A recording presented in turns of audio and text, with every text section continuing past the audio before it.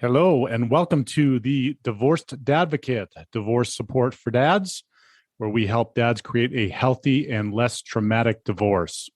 My name is Jude Sandoval, and I'm your host. I created this podcast and the Divorced Advocate community as a result of my own high conflict divorce, and because you as a dad deserve all the resources necessary to thrive through this challenging time. I encourage you to check out our website at thedivorcedadvocate.com, where there are resources that correspond to this episode, as well as free access to our membership community, where you will find live meetings, free workshops and courses, private discussion groups, and more. And now, on to this week's episode.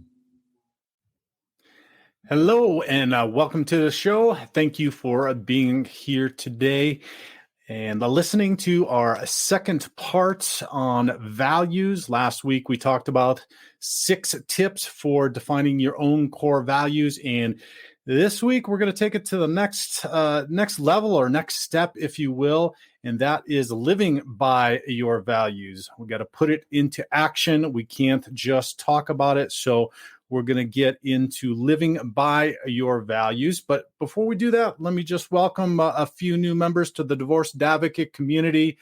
Bobby, Rosita, and Jason, welcome. If you're not part of the community yet, check out the website at thedivorcedadvocate.com.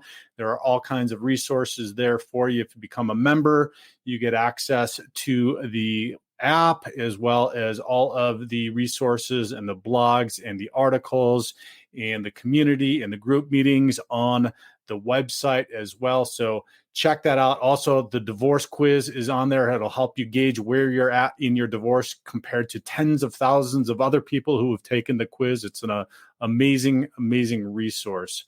So check that out at thedivorcedadvocate.com. And let's talk now about values. We talked about the 6 tips. Let me briefly rehash those 6 tips for defining your own core values that we talked about last week. Hopefully you took a little bit of time this week to work through one or more of those tips. The first one being, think of the most meaningful moments in your life.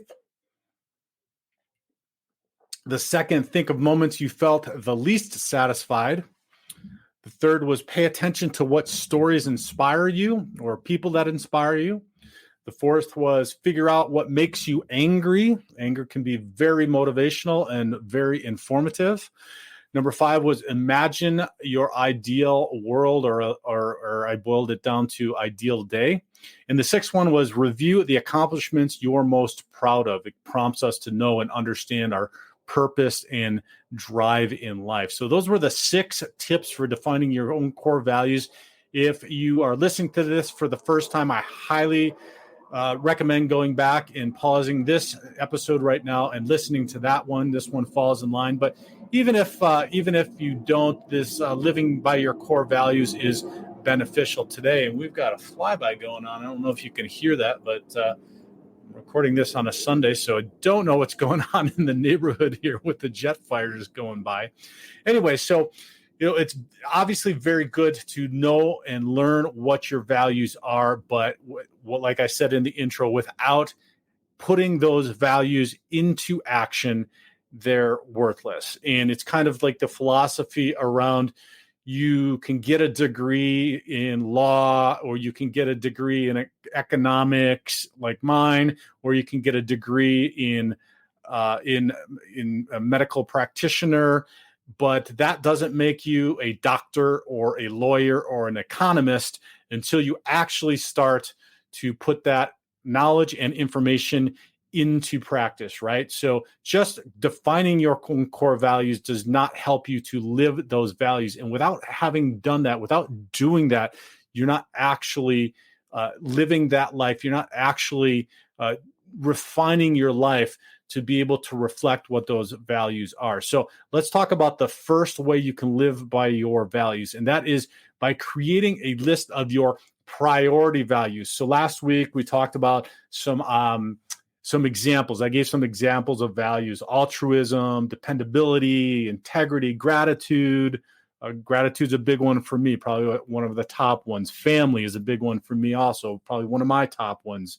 Uniqueness, assertiveness, maybe personal growth. That's another one. Service, that can be another value, and that's another big one for me as well. So once you have these values and you know and understand what these values are, you make a list of your top values. And why is this important? So this is going to really help you to define what those top most important ones are. And it's also going to help when you might have some that might come into conflict. I wanted to recognize also, I've adapted some of what we're talking about today and last week from an article at Better Up, which is a really fantastic personal development site, as well as my own 5-step process that I use. It's called the Dad's Guide to Divorce. Again, if you check out the website, become a member, you can get the Dad's Guide to Divorce. Actually, I'm gonna put this out there right now. If you're listening and you have not, we used to do it as a download for Dad's Guide to Divorce. Actually, you might be still able to do that. I think that's still active at dadsguidetodivorce.com, and see if that download is still there. If it is not there, and I'm sorry, I probably should have checked that. The poor show planning here. I apologize. If it is not available at dadsguidetodivorce.com, email me directly at jude@thedivorcedadvocate.com. There's 2 D's in there. So it's the divorced with ends in D, dadvocate starts with a D.com. And I will email to you directly the Dad's Guide to Divorce. And it's the 5 steps that I use in private practice with all of my coaching clients. The handout, it has an abbreviated version of that, but some of what we're talking about today, particularly with living by your values, is adapted from those 5 steps that I use, as well as this Better Up article that is at that website as well. So check out both of those resources. It'll help you to dive maybe into a little bit more to that next level than just talking about it or listening to it today. So create a list of those priorities. And the reason being is sometimes those priorities might come into conflict. And so this example is perhaps there's something that a friend of yours does that really bothers you, and you're struggling with whether you should say something to that person or if you shouldn't say something to that person. Your value is honesty. Another value might be kindness.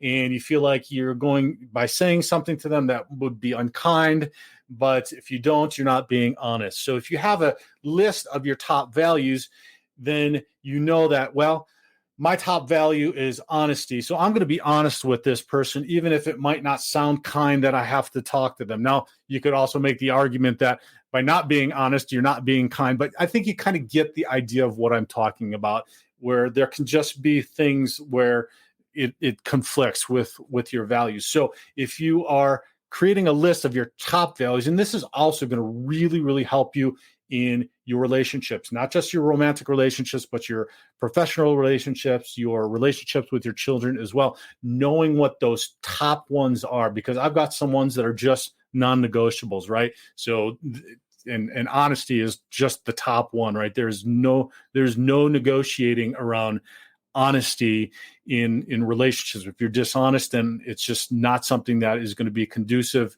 to any kind of environment that I want to be cultivating in, or any kind of relationship that I want to be involved with. So having those listed top to bottom, number 1 through however many you list, is incredibly important.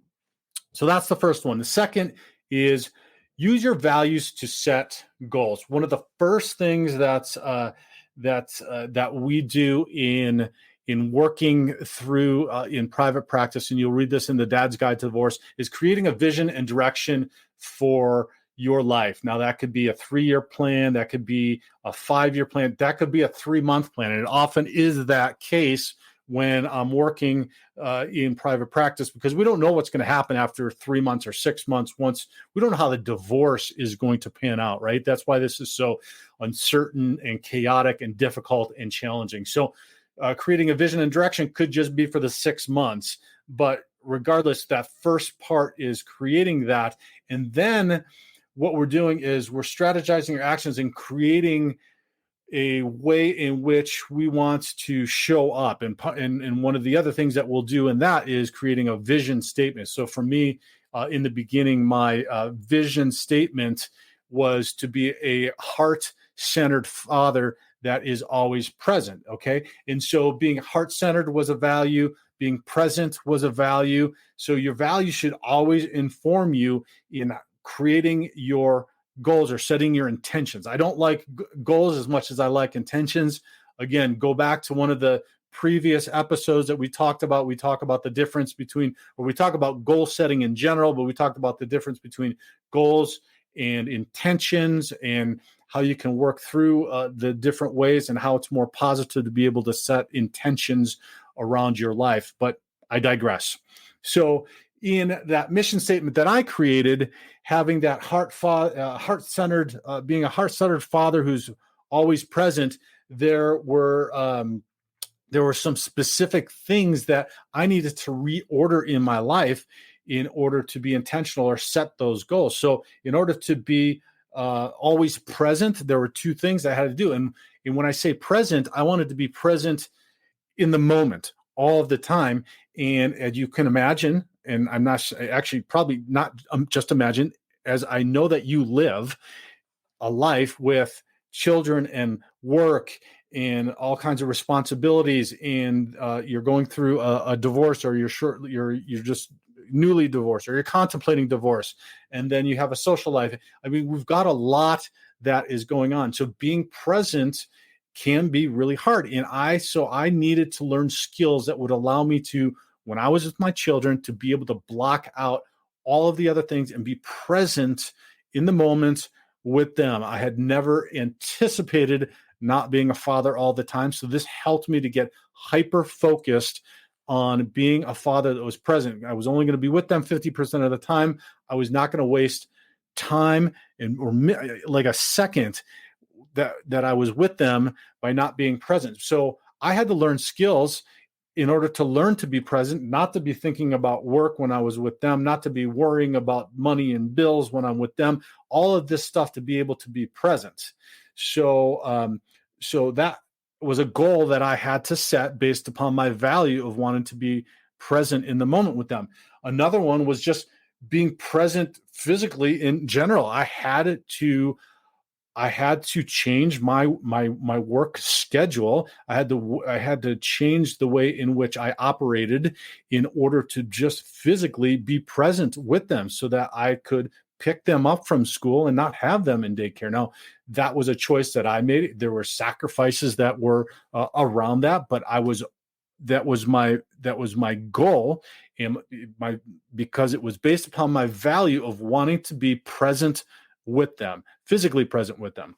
So those are just a couple of ways, a couple of examples that you can use your values to set your goals. And so, when we're doing this, we're in practice, and we do this a little bit in group, although we don't do as much of it in group because it's very individualistic. So that's why if you reach out and download that Dad's Guide to Divorce, you can work through some of these steps on your own, although it doesn't go into real specific detail in the guide there for you, but you'll get the gist of it. One of the first one, like I said, we did create the vision and direction, but the next step is strategizing your actions. And then after that, we have 3 steps in which we're working backwards from those goals in order to implement what it is that you said were your goals or your intentions. And those are upgrading your skills, optimizing your environment, and maximizing your psychology. So you can imagine that's not something that happens quickly or happens overnight. And those are 3 steps that you really need to work through. And on that note, the next 3 that we're going to talk about are mostly adapted from that. The next one is kind of around mastering your psychology, and that is allow for exceptions. And exceptions means that, let's say, perhaps something. Let's say you value loyalty. Loyalty is something that is very important to you, but somebody did something to betray your trust, Well, you need to allow for an exception that you can't be loyal to somebody that is going to that has betrayed your trust. Now, hopefully you can work through things, but just being loyal to somebody who's has betrayed or continues to betray you means that you may need to allow for an exception that you're not going to be loyal to this person.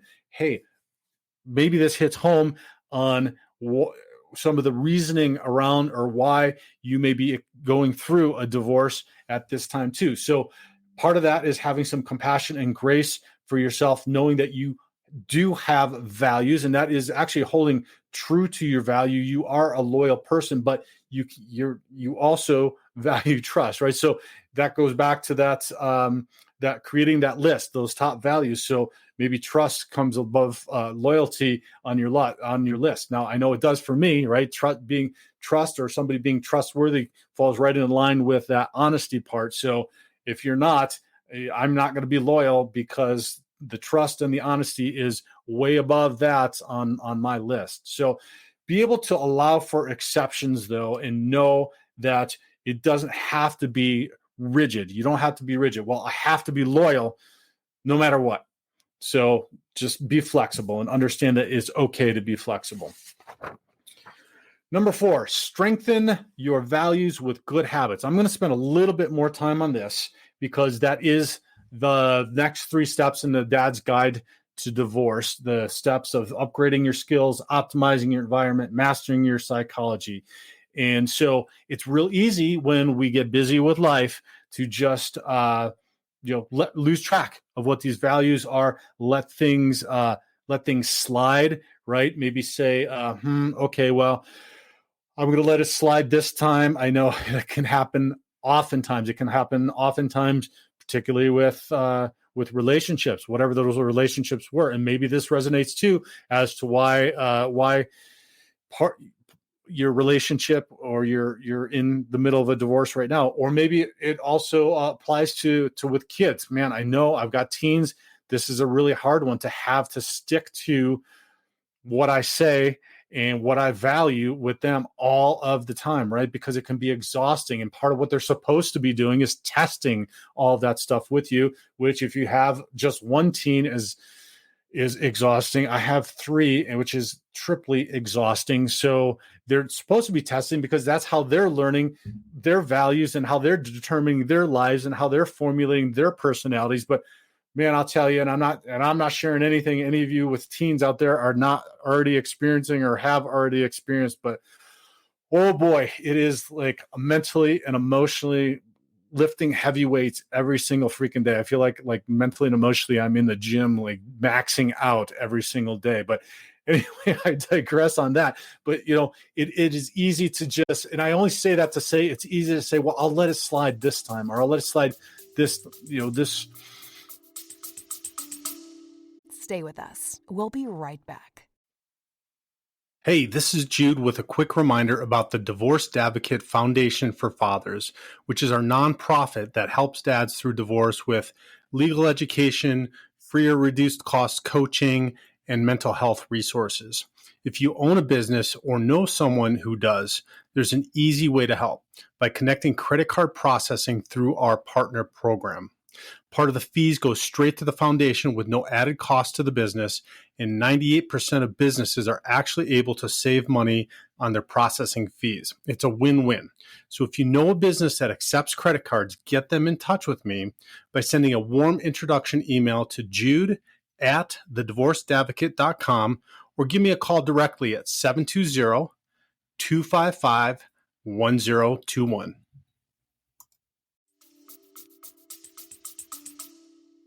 This time, or I'll ignore it this time. And it's bad idea to be able to do that. So let me give you some tips that'll help you to just continue to strengthen your values with good habits. Now, again, go back to reading the 5 steps, and we talk about setting the intentions and creating habits. We've got multiple podcast episodes on habits, creating good habits, structuring your life.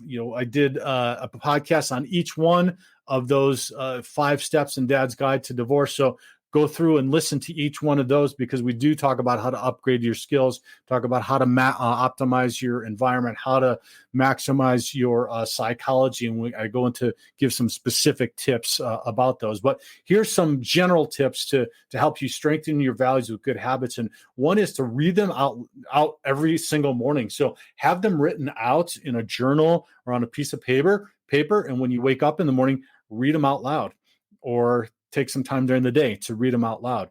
Another can be to plan how you'll live by your values throughout the day. So maybe part of your journaling prompts could be how you're going to do that, or your journaling prompt can be how you want to feel those values in a day, so that you're cognizant of what your feelings are, and then you can write what it is you want to feel that day and why you want to feel that day based upon those values. Another one is print out your values and carry them with you. Again, you can pull those out anytime. Before, this is old school and this is dating. You guys already know I'm an old dude, but before cell phones or smartphones and these note-taking things on phones, you used to carry the small little pocket notebook. And I know there's some guys and gals that still do this to this day and write notes in there, but you can just have those in like the first inside page of that, I would have written important things, whether those were mantras or my values, that I could open up, and at any time of the day, I could read through those. Gratitude list was really good for that. That can be one that you can think of also is when you start getting these emotions, and we've talked about this before, and if a gratitude is an important value to you, it can really, really help you in mitigating some of these strong emotions that come up. You've heard me talk about this over many, many episodes with guests, by myself, etc. But the gratitude list and getting into gratitude immediately as when one of these strong emotions overcomes you, like sadness or anger or whatever it might be, you could pull out that list and you can read. I suggest writing a new gratitude list every time, because it really makes you pinpoint focus on it. But you can just have this list and you can read through a list of gratitude, and I promise it's going to change your emotions. You can't be in both of those emotions at one time. So if it's a strong emotion and you get yourself in gratitude, it's going to change to gratitude. Okay, the next is place them somewhere visible where you'll see them every day. I still have this to this day. I have them posted. I have some sayings based on my values posted on my mirror in my bathroom. So there's about 24 of them. And when I'm brushing my teeth every morning, I read each one of them through every single day. So I can't, I don't even have them sitting somewhere. I can't ignore them. If I'm looking in the mirror, I'm looking at my values. I'm looking at the mantras and sayings that I have, so that I'm and so that's a little trick that I have too. I put them on my mirror. So I'm looking at myself and I'm looking at my values and my mantras. So it's connecting them together. So at least for me, and I haven't confirmed this, it's a little mind hack, right? I'm looking at myself, I'm looking at my image, and I'm looking at my values or my mantras or my sayings or my feelings around something. So it's connecting to that. That is who I am. And so that's why I put them on the mirror. So I cannot ignore who I believe, who I feel that I am, and how I need to show up in the world. So that's one as well. Place them somewhere visible where you'll see them every day. The last one is, if you accidentally stray from your values, analyze the situation and ask what you could have done differently. This is really, really good for self-reflection, particularly if you're journaling. So journaling, if you've got a journaling practice, great. At the end of the day, this is a really good one to be able to have a journal prompt that I show up how I intended to show up today. And if you didn't, write about what those values are. It's also incredibly helpful if you have an accountability partner or a coach. Better a coach if you have the means to do that. But if you have an accountability partner or a friend that you can talk to on a regular basis, that you can bounce off these values, that person is going to know what those values are, or they're going to maybe even know. I know my accountability partner knows my values probably better than I do some of the time when he's describing to me how he knows me and how he sees me showing up in the world. And I go, yeah, I think you're pretty right about that. So oftentimes their realizations, because, hey, frankly, it's easier for us to see all of this stuff in other people or recognize all of this stuff in other people or other people's lives than it is in our lives when we're in the thick of it, right? So having an accountability partner to discuss when you stray from your values is incredibly important too. But even if you don't, you can work through that. And you're going to know when you do not feel like you have upheld your values. There's going to be a nagging feeling, right? There's going to be some guilt that you might feel. Guilt is not a bad thing. Guilt is helping us to course correct something that we don't feel right about. Now that's different than shame. Shame is different, and the feelings are completely different. And any of you that have done any work around guilt and shame know what I'm talking about. Shame is feeling that you are bad at the core, that there is something deep down wrong with you. Guilt is feeling bad about something that you did or a behavior that you exhibited. So it's a different thing. Guilt can be helpful in course correcting, although I would say too much guilt and feeling guilty all the time is maybe a sign of something else like codependency. But having guilt and feeling that nagging feeling that you didn't quite show up or you didn't handle a situation quite as well as you should have is a good thing. Shame is not. Shame spirals you down into just a pit of not feeling good about yourself and depression and sadness. And so if that's where you're going, then identify that it's shame and you need to work through it. Guilt is okay. Again, working with a therapist can really help around these things, or a coach can really help around those things. So those are ways to help you strengthen your values with good habits, creating those good habits all the time. And you just want to do this. You just want to take these habits a little bit at a time. I just read some of those off to you, but don't do them all at once. Don't try to do them all at once. It's going to be impossible. You're going to burn yourself out. You want us to take steps at a time. Do one for 21 days, and then it becomes a habit. And then keep doing that one. And then after 90 days, it becomes a lifestyle change. And then you add one more in. You do that one for 21 days. And then the other one that you've kept for 90 days is already your lifestyle change. So you continue to do it. And then you add one more in there. After the 21 days, it becomes a habit. And then you start to do it. And let me be clear about the difference between what a habit is, right? And you have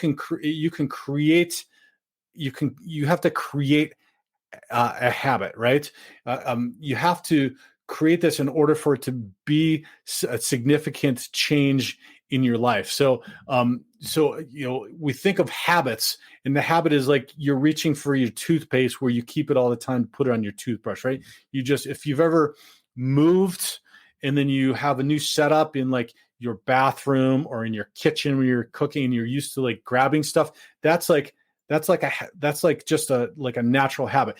You're trying to create a different way that you're actually behaving. So when I say creating a habit, you're creating a different behavior. Habits don't just happen, right? When you're talking about this in creating this within the context of your values, you actually have to make a conscious effort to do so. You can't just say, "Oh, I'm just automatically going to change this way that I show up, this value. I'm going to actually honor this value and live this value every single day now because I decided it," right? Just like it took the muscle memory to remember where that toothpaste is over a period of time in the bathroom, it's going to take you doing maybe reading them every morning for 21 days until you get used to doing that. And then you do it for 90 days until that becomes just the lifestyle change. And then you start living that value. So I hope that makes sense. Again, I've got multiple episodes about, how you create those habits and how you can create those lifestyle changes. Go back and look at them or call me and let's get together on a call and I'll talk you through them. Okay. Our last way in which you can live by your values, and that is practice the inner work. Inner work is about exploring your internal self and then connecting it to the world around you.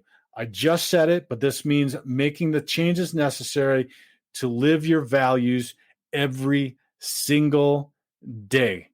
Again, this is an opportunity, and I know this is hard to grasp going through the pain and difficulty and challenges that you are through divorce, but it is an opportunity for you to reassess those values and implement the ones that you want in your life. Also, it can help you to recognize some of the values that don't serve you anymore. Maybe, just maybe, and I say this with love, knowing that I have 10 years of looking back on my divorce. There are lots of values that I have recognized that did not serve me in my marriage, that I no longer subscribe to in my life now. And I can unequivocally say that by letting go of those and adopting new ones, my life has transformed in that time period. Did I ask for it to happen that way? Absolutely not. And I know that a lot of you listening absolutely did not either. But sometimes life just forces us to have to assess that. And so if you can take that mindset of life is working for me, not against me, that this is all happening for me, it's not happening to me, and you can make these self-assessments, you can find that courage, you can find that motivation to make those changes. Do it a little bit at a time, right? Right now is a lot of chaos. You can't change everything. You can't do it because you don't know what everything's going to look like in the future. So take the ones that you can control right now, going through this process, and do it daily. And then you will start to find that you're going to be living with clarity, with purpose, with passion. Again, just a little bit at a time, slow incremental change over a period of time. It's that whole philosophy of if you change the course of a direction by just 1 degree over a period of time, that is going to be significantly different than the course that you were on before. So do that slowly, find that courage, find that motivation. I know that you have it in you. If you're listening to this, you have it in you because you're looking for answers. You're looking for ways to improve. You're looking for ways to get through this and to show up better, not only for yourself, number one, but also for your kiddos as well. So that's it. Living by your values, the end of our second part of our little mini values series. I hope that you enjoyed the content that you heard today. If you did, please do me a favor, share far and wide. We just had last week the most number of downloads we have had in the almost 3 years that we've been doing this show. So I am so grateful that you are listening. It means that you're sharing it. But I can't stop asking, please share this far and wide with somebody that you know that's going through divorce or on social media. Please leave us a star rating on any podcast platform that you're listening to, or even better, leave a comment. The comments help others to look and think about and consider listening. If you say that it's a positive and you've found some positive value, or you state how it has helped you. I hear you guys every week. I get somebody that says something very kind, and it just absolutely makes my day and my week. But it's not about me, and it's not about lifting me up or inflating my ego, but it's about being able to share what your testimony is about how this has helped you, how this podcast has helped you, or how the community has helped you, to be able to get somebody else involved so that it can help them too. So I know you guys listen to me ask every single week about that, but I wanted to explain this week why and how it has an incredible impact and value on somebody else that might be going through this difficult and painful and challenging time. If you can just say a nice comment about, yes, it helped me in this way. So tune into one or more episodes and you will find some value. That goes a long, long way, and I would sincerely appreciate it. So again, thank you so much. I appreciate you being here. I look forward to talking to you next week, and have a fantastic week, and God bless. To hear the rest of this episode and access the corresponding resources, visit thedivorcedadvocate.com and become a member of our community. It's free to join and will provide you with the resources you deserve as a divorced or divorcing dad. Thank you for listening. God bless, and I'll talk with you next week.